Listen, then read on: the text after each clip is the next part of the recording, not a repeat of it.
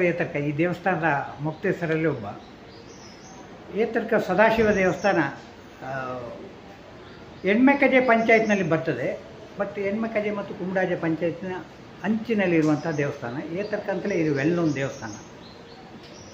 ಸುಮಾರು 200-300 ವರ್ಷಗಳ ಇತಿಹಾಸ ಈ ದೇವಸ್ಥಾನಕ್ಕಿದೆ. ಆದರೆ ನಮಗೆ ಲಭ್ಯ ಇರುವಂಥ ಇತಿಹಾಸ ಏನು ಅಂತಂದರೆ, ಸುಮಾರು 40ರ ದಶಕದಲ್ಲಿ ಈ ದೇವಸ್ಥಾನ ಒಂದು ಮುಳಿ ಮಾಡಿನ ಸಣ್ಣ ಒಂದು ಇದರಲ್ಲಿ ದೇವಸ್ಥಾನ ಇತ್ತು. ಏತರ್ಕ ಸುಬ್ರಾಯ ಭಟ್ರು ಈ ಜಾಗವನ್ನು ಖರೀದಿ ಮಾಡಿದರು. ಈ ದೇವಸ್ಥಾನ ಒಳಗೊಂಡಂಥ ಜಾಗವನ್ನು ಖರೀದಿ ಮಾಡಿದ ಮೇಲೆ ಮುಳಿಹುಲ್ಲಿನ ದೇವಸ್ಥಾನವನ್ನು ಸರಿಯಾದ ಅಂಚಿನ ಮಾಡಿನ ದೇವಸ್ಥಾನ, ಸುತ್ತುಗೋಪುರ, ಗರ್ಭಗುಡಿ ಎಲ್ಲವನ್ನು ಮಾಡಿ ದೇವಸ್ಥಾನವನ್ನು ಮಾಡಿ 48ನೇ ಇಸವಿಯಲ್ಲಿ ಇದರ ನವೀಕರಣ ಬ್ರಹ್ಮಕಲಶೋತ್ಸವ ಸುಬ್ರಾಯ ಭಟ್ರಿಂದ ನೆರವೇರಿತು. ಸುಬ್ರಾಯ ಭಟ್ರು ಆ ಕಾಲದಲ್ಲಿ, ಅಂದರೆ ಅವರ ಕಾಲಘಟ್ಟದಲ್ಲಿ ಜನಜೀವನದಲ್ಲಿ ಆಹಾರದ ಒಂದು ಕೊರತೆ ಇದ್ದಂಥ ಸಮಯ. ಅಕ್ಕಿ ಧಾರಾಳ ಇಲ್ಲ, ಜನರು ಹಸಿವಿನಿಂದ ಪ್ರತಿ ಕುಟುಂಬಗಳು ಅದನ್ನು ಎದುರಿಸ್ತಾ ಇದ್ದು. ಆ ಸಂದರ್ಭದಲ್ಲಿ ಪ್ರಥಮ ಬಾರಿಗೆ ಅವರು ಅಪ್ಪ ಸೇವೆಯನ್ನು ದೇವರಿಗೆ ಒಪ್ಪಿಸಿ, ದೇವರಿಗೆ ಸಮರ್ಪಣೆ ಮಾಡಿ ಹಲಸಿನ ಎಲ್ಲ ಮತ್ತೆ ಬಳಕೆಯನ್ನು ಮಾಡುವಂಥ ಒಂದು ತೀರ್ಮಾನವನ್ನು ಕೈಗೊಂಡು. ಯಾಕೆಂದರೆ ಹಸಿವು ಫುಡ್ ಸೆಕ್ಯೂರಿಟಿ ಕೊಟ್ಟಂತಹ ಒಂದು ನೈಸರ್ಗಿಕವಾಗಿ ಸಿಗುವಂತಹ ಒಂದು ಹಣ್ಣು, ಆಹಾರವಾಗಿ, ತರಕಾರಿಯಾಗಿ, ಹಣ್ಣಾಗಿ, ವಿಧ ರೀತಿಯಲ್ಲಿ ಜನರ ಹಸಿವಿನ ಆ ಒಂದು ಬರವನ್ನು ನೀಗಿದಂಥ ಒಂದು ಫ್ರೂಟನ್ನು ಸದಾ ಸ್ಮರಿಸಬೇಕು. ಅದನ್ನು ದೇವರಿಗೆ ಒಪ್ಪಿಸಿದ ಮೇಲೆ ನಾವು ಆ ಬಳಕೆಯನ್ನು ಮಾಡಬೇಕು ಅಂತ ಹೇಳುವ ಒಂದು ಮನಸ್ಸಿನಿಂದ ಇದನ್ನು ಆರಂಭ ಮಾಡಿದರು. ಇವತ್ತಿಗೆ ಇದು ಸುಮಾರು ನಮ್ಮ ನಂಬಿಕೆ ಪ್ರಕಾರ 75ನೇ ವರ್ಷ ನಿರಂತರವಾಗಿ ಇದು ನಡೀತಾ ಇದೆ. ಇತ್ತೀಚೆಗಂತೂ ಸ್ವಲ್ಪ ಪ್ರಚಾರಲ್ಲೇ ಬರೋಣ, ಹೊರಗಿನ ಜಗತ್ತಿಗೆ ಇತ್ತೀಚೆಗಷ್ಟೇ ಅದು ಬೆಳಕಿಗೆ ಬಂತಷ್ಟೇ. ಕಾರ್ಯಕ್ರಮ ಇಲ್ಲಿ ಆಗ್ತಾಯಿತ್ತು. ಊರವರೆಲ್ಲ ಹಲಸಿನ ಹಣ್ಣನ್ನು ಕೊಡ್ತಾರೆ. ಅದನ್ನು ಶುದ್ಧವಾದ ತುಪ್ಪದಲ್ಲಿ ಬೆಲ್ಲ, ತುಪ್ಪ, ತೆಂಗಿನ ತುರಿ ಮತ್ತು ಏಲಕ್ಕಿ ಇವನ್ನು ಬಳಸಿ ಈ ಹಬ್ಬವನ್ನು ದೇವರಿಗೆ ಸಮರ್ಪಣೆ ಮಾಡಿ ಎಲ್ಲ ಭಕ್ತಾದಿಗಳಿಗೆ ಇದನ್ನು ವಿತರಣೆ ಮಾಡ್ತಾರೆ. ಈ ಕಾರ್ಯಕ್ರಮ ಸ್ವಲ್ಪ ವಿಸ್ತಾರವಾಗಿ ಇತ್ತೀಚೆಗೆ ಮಾಡ್ತಾ ಇದ್ದೇವೆ. ಜನರ ಸಹಕಾರವಿದೆ.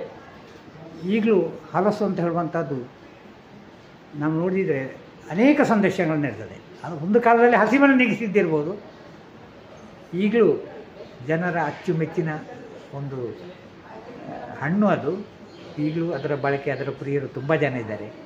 ಇಲ್ಲಿ ಭಗವಂತನ ಒಂದು ಸಮರ್ಪಣೆಯ ನಂತರ ಅದಕ್ಕೆ ಆ ಒಂದು ಸಂತೋಷ ಎಲ್ಲ ಭಕ್ತಾದಿಗಳಿಗಿದೆ. ಜನರು ದೂರದಿಂದ ಹಲಸಿನ ಹಣ್ಣನ್ನು ಒದಗಿಸಲಿಕ್ಕೆ ಶುರು ಮಾಡಿದ್ರು. ತುಂಬ ಜನ ಹೊರಗಿನ ಭಕ್ತರು ಇಲ್ಲಿಗೆ ಬರಲಿಕ್ಕೆ ಶುರು ಮಾಡಿದರು. ಲೋಕಕ್ಕೆ ಇದು ಸ್ವಲ್ಪ ಹೆಚ್ಚು ಪ್ರಚಾರಕ್ಕೆ ಬಂದಿದೆ.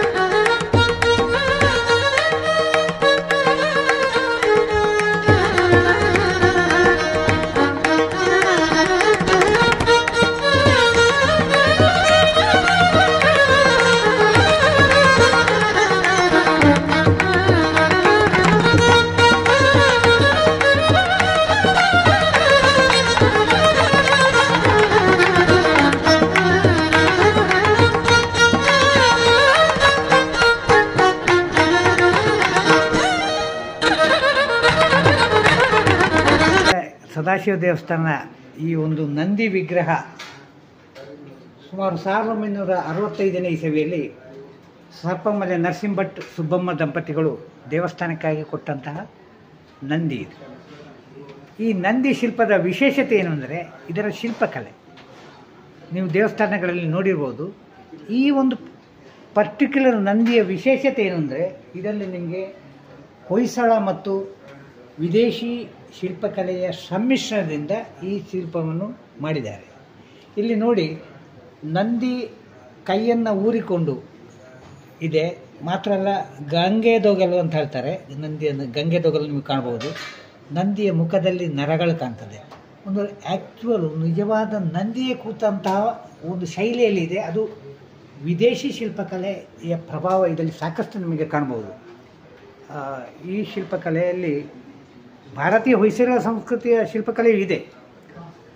ಭಕ್ತರು ಶಿವನನ್ನು ಈ ವೃಷಭದ ಕೊಂಬಿನ ಮೂಲಕ ಶಿವನನ್ನು ನೋಡಿದಾಗ ಯಾವುದೇ ಭಕ್ತರ ಆ ಒಂದು ಪಾಪ ಏನಿದೆ ಅದೆಲ್ಲ ಕಳೆದು ಮುಕ್ತಿಯ ದಾರಿಯನ್ನು ತೋರಿಸಲಿಕ್ಕೆ ನಂದಿಯನ್ನು ಇದು ನಮಸ್ಕಾರ ಮಂಟಪದಲ್ಲಿ ಶಿವ ದೇವಸ್ಥಾನಗಳಲ್ಲಿ ಅಳವಡಿಸಿದ್ದಾರೆ. ಅಂದರೆ ಭಕ್ತರು ನಂದಿಯ ಕೊಂಬಿನ ಮೂಲಕ ಶಿವನ ದರ್ಶನ ಮಾಡಬೇಕು, ಜನ್ಮಾಂತರದ ಪಾಪಗಳಿಂದ ಮುಕ್ತಿ ಹೊಂದಬೇಕು ಅಂತ ಇದ್ದರೆ ಈ ಒಂದು ವ್ಯವಸ್ಥೆಯನ್ನು ಭಾರತೀಯ ನಮ್ಮ ಹಿಂದೂ ಸಂಸ್ಕೃತಿಯಲ್ಲಿ ಶಿವ ದೇವಸ್ಥಾನಗಳಲ್ಲಿ ಮಾಡಿದ್ದಾರೆ. ನಮ್ಮ ಏತಕ್ಕ ದೇವಸ್ಥಾನದಲ್ಲಿ ಇದೆ.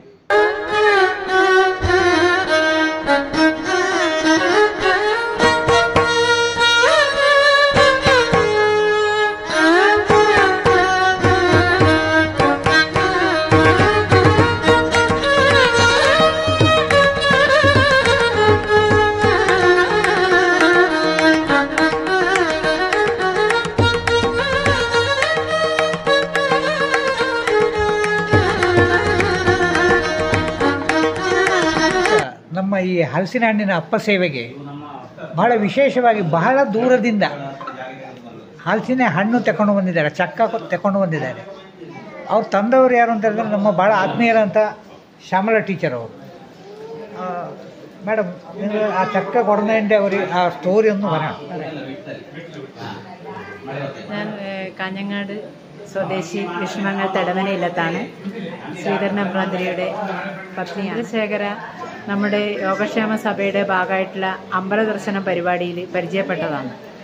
അപ്പോൾ അദ്ദേഹത്തെ പരിചയപ്പെട്ടുകൊണ്ട് എനിക്ക് ഇന്ന് വളരെ ഒരു പുണ്യദിനമായിട്ടാണ് കരുതുന്നത്.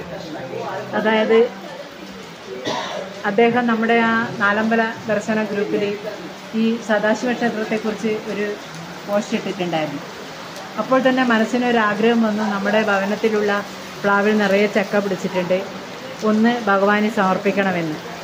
അങ്ങനെ ഇന്ന് മിനിഞ്ഞാന്ന് തന്നെ മനസ്സിൽ തോന്നി. മകൻ നീർച്ചാലിലുണ്ട്, നേരെ നീർച്ചാലിലേക്ക് ആ ചക്ക എടുത്തിട്ട് വരിക ചെയ്തത്. ബസ്സിൽ വലിയൊരു ചക്ക എടുത്ത് വരിക ചെയ്തത്. ആ ചെയ്ത സമയത്ത് തന്നെ അവൻ്റെ സ്കൂളിലെ ഒരു സ്റ്റാഫും ചന്ദ്രശേഖര അവൻ്റെ അനിയൻ്റെ മകനും കൂടി അവിടെ മനയിൽ വന്ന് ചക്ക നമ്മുടെ അടുത്ത് വാങ്ങുകയും ചെയ്തത്. വളരെ സന്തോഷം. ഭഗവാന് ഇങ്ങനെ ഒരു സമർപ്പണം ചെയ്യാൻ സാധിച്ചതിൽ വളരെ സന്തോഷം.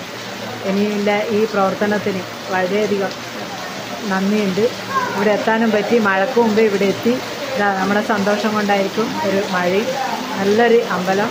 അദ്ദേഹത്തെ ഈ വഴി നമുക്ക് പരിചയപ്പെട്ടുകൊണ്ട് ഈ അമ്പലം നമുക്ക് ഒരു വളരെ അനുഗ്രഹമായിട്ട് തോന്നുന്നു.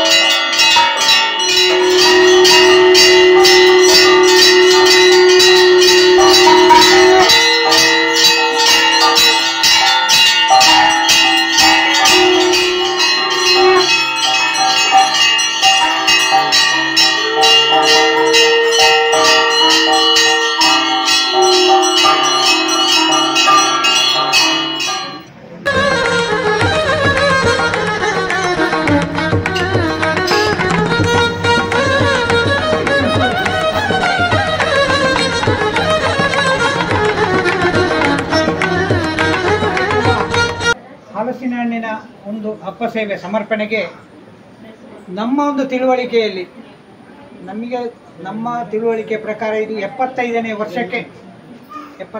ವರ್ಷದ ಉತ್ಸವ ಅಂತ ನಮ್ಮ ನಂಬಿಕೆ. ಯಾಕೆ ಹೇಳ್ತಾ ಇದ್ದೇನೆ ಅಂತ ಹೇಳಿದ್ರೆ 48ನೇ ಇಸವಿಯಲ್ಲಿ ಏತಕ್ಕ ಸುಬ್ರಾಯ ಭಟ್ರು ಈ ದೇವಸ್ಥಾನದ ಗುಡಿಯ ಒಂದು ಮುಳಿಯ ರೂಪದಲ್ಲಿಂಥ ಗುಡಿಯನ್ನು ದೇವಸ್ಥಾನವಾಗಿ ನಿರ್ಮಾಣ ಮಾಡಿದವರು. ಗರ್ಭಗುಡಿ ನಮಸ್ಕಾರ ಮಂಟಪ ಸುತ್ತಂಬಲ ಮಾಡಿ ದೇವಸ್ಥಾನ ಆಗಿ 48ನೇ ಇಸವಿಯಲ್ಲಿ ಅವರು ಬ್ರಹ್ಮಕಲಶ ಮಾಡಿದಂಥದ್ದು. ಅಲ್ಲಿಂದ ನಂತರ ನಿರಂತರವಾಗಿ ಹಲಸಿನ ಹಣ್ಣಿನ ಅಪ್ಪ ಸೇವೆ ಈ ದೇವಸ್ಥಾನದಲ್ಲಿ ನಡೀತಾ ಉಂಟು.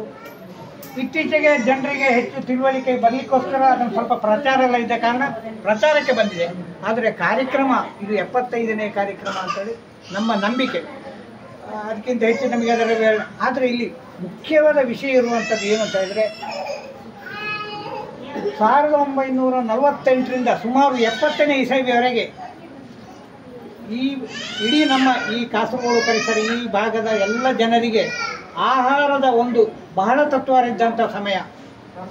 ಜನರ ಆಹಾರದ ಹೊಟ್ಟೆಯ ಒಂದು ಭದ್ರತೆ, ಆ ಒಂದು ಫುಡ್ ಸೆಕ್ಯೂರಿಟಿ, ಈಗ ದೊಡ್ಡ ಶಬ್ದದಲ್ಲಿ ಹೇಳ್ತಾರೆ ಫುಡ್ ಸೆಕ್ಯೂರಿಟಿ ಅಂತೇಳಿ, ಅದನ್ನು ಕೊಟ್ಟಂಥದ್ದು ಈ ಹಲಸಿನ ಹಣ್ಣಿನ ಅನೇಕ ಸಂದೇಶ ಇದೆ ಆ ಹಲಸಿನ ಹಣ್ಣಿನಲ್ಲಿ. ಆ ಕಾಲದಲ್ಲಿ ಆಹಾರದ ಬದಲು ಹಲಸಿನ ಹಣ್ಣು ಬಂತು, ಹಲಸಿನಕಾಯಿ ಬಂತು. ಈಗ ಹಲಸಿನ ದೃಷ್ಟಿಯಿಂದ ನೋಡೋದಿದ್ದರೆ ಯಾವುದೇ ಒಂದು ವಿಷ ಪದಾರ್ಥ ಇಲ್ಲದೆ ರೋಗ ಮುಕ್ತವಾದಂಥ ಅನೇಕ ಆರೋಗ್ಯ ವಿಷಯಗಳನ್ನು ಸಂಯುಕ್ತವಾದಂಥದ್ದು ಹಲಸಿನಕಾಯಿ. ಹಲಸಿನಕಾಯಿಯ ಒಂದು ವಿಶ್ವರೂಪ ಈಗ ನಮಗೆ ಪತ್ರಿಕೆಗಳಲ್ಲಿ ಎಲ್ಲ ಮೀಡಿಯಾದಲ್ಲಿ ಕಾಣ್ತಾ ಇದೆ. ಇದನ್ನು ತೋರಿಸಿಕೊಟ್ಟಂಥದ್ದು ಇದೊಂದು ಆಚರಣೆಗೆ ಬಹುಶಃ ಒಂದು ಸದಾಶಿವನ ಕ್ಷೇತ್ರದಲ್ಲಿ ಈ ಕಾರ್ಯಕ್ರಮ ಸುತ್ತಮುತ್ತಲಿನ ನಮಗೆ ತಿಳಿದಾಗಿಲ್ಲ. ಎಲ್ಲ ಭಕ್ತರ ಒಂದು ಸಹಕಾರದಿಂದ ಅವರ ಒಂದು ಭಕ್ತಿಯಿಂದ ಇದು ನಡೆಯುತ್ತಾ ಇದೆ. ಈ ದಿವಸ ಅಂಥ ಒಂದು ದೇವರಿಗೆ ಸಮರ್ಪಣೆ ಮಾಡಿಕೊಂಡು ಹಲಸನ್ನು ದೇವರಿಗೆ ನೀವು ನಮ್ಮನ್ನು ರಕ್ಷಿಸಿದಿ, ನಿಮ್ಮನ್ನು ನೆನಪು ಸದಾ ನಮಗೆ ಇರಲಿ ಅಂತ ಹೇಳುವಂತಹ ಹಿರಿಯರ ಮಾತು ಅದನ್ನು ನಾವಿಲ್ಲಿ ನೋಡಿದೆ. ದೇವರಿಗೆ ಸಮರ್ಪಣೆ ಆಗಿದೆ. ಮೇಲೆ ನಿಂತಿರುವ ಶ್ರೀ ಸದಾಶಿವದೇವರನ್ನು ಮನಸಾರೆ ಸ್ಮರಿಸಿಕೊಂಡು ದೈವಿಕ ಶಕ್ತಿಯುಳ್ಳಂತಹ ಸದಾಶಿವನು ಈ ಕ್ಷೇತ್ರದಲ್ಲಿ ಹಲವಾರು ವರ್ಷಗಳಿಂದ ಶ್ರೀ ಕ್ಷೇತ್ರದ ಮೊಕ್ತೇಸರರ ಹಿರಿಯವರು ಕಾಲಾನುಭಾಗವಾಗಿ ಸುಬ್ರಾಯ ಭಟ್ ಅವರು ಶ್ರೀ ಸನ್ನಿಧಿಯಲ್ಲಿ ಹಲಸಿನ ಹಣ್ಣಿನ ಅಪ್ಪ ಕಾರ್ಯಕ್ರಮವನ್ನು ಅವರು ಪ್ರಾರಂಭಿಸಿದ್ದರು. ಈ ಸಂದರ್ಭದಲ್ಲಿ ಹಲವಾರು ಮಹನೀಯರುಗಳು ಹಲಸಿನ ಹಣ್ಣು ಶ್ರೀ ಸಾನ್ನಿಧ್ಯಕ್ಕೆ ತಂದು ಅವರ ಹಲಸಿನ ಹಣ್ಣಿನಿಂದಲೇ ಇವತ್ತಿನ ಈ ಅಪ್ಪ ಸೇವೆ ಕಾರ್ಯಕ್ರಮ ಇಲ್ಲಿ ಜರುಗಿದೆ. ಇದನ್ನು ಸಂತೋಷದಿಂದ ಶ್ರೀ ಸದಾಶಿವದೇವರು ಸಂತೋಷದಿಂದ ಸ್ವೀಕರಿಸಿ ತಮಗೆ ಬಂದಿರುವಂತಹ ಕಷ್ಟ ಕಾರ್ಪಣ್ಯಗಳನ್ನೆಲ್ಲ ದೂರೀಕರಿಸಿ ಅವರ ಇಷ್ಟಾರ್ಥವನ್ನೆಲ್ಲ ಸಿದ್ಧಿಗೊಳಿಸಿ ಈಡೇರಿಸಿ ವಿವಾಹಕ್ಕಾಗಲಿ ಉದ್ಯೋಗಕ್ಕಾಗಲಿ ಯಾವುದೇ ಅಡ್ಡಿ ಆತಂಕಗಳು ವಿಘ್ನಗಳು ಬಾರದ ರೀತಿಯಲ್ಲಿ ಆ ಭಗವಂತರಿಗೂ ಶ್ರೀ ಸದಾಶಿವದೇವರು ಕರುಣಿಸಲಿ, ಹರಸಿಸಲಿ, ಆಶೀರ್ವದಿಸಲಿ ಎಂಬುದಾಗಿ ಪ್ರಾರ್ಥಿಸಿಕೊಂಡು ಶ್ರೀ ಸದಾಶಿವದೇವರ ಪವಿತ್ರವಾದಂತಹ ದಿವ್ಯ ಪುಣ್ಯ ಚರಣಾರವಿಂದಗಳಿಗೆ ಶಿರವನ್ನು ಬಾಗಿ ನಮಸ್ಕರಿಸಿಕೊಂಡು ಸಾಷ್ಟಾಂಗ ಭಕ್ತಿಪೂರ್ವಕವಾಗಿ ಸರ್ವ ಸಮಸ್ತರು ಸನ್ನಿಧಿಯಲ್ಲಿ ಸಂತೋಷದಿಂದ ಮಾಡುವಂಥ ಶುಭ ಪ್ರಾರ್ಥನೆ. ಗುರು ಬ್ರಹ್ಮ ಗುರು ವಿಷ್ಣು ಗುರು ದೇವ ಮಹೇಶ್ವರ ಗುರು ಸಾಕ್ಷಾತ್ ಪರಬ್ರಹ್ಮ ತಸ್ಮೈ ಶ್ರೀ ಗುರುವೇ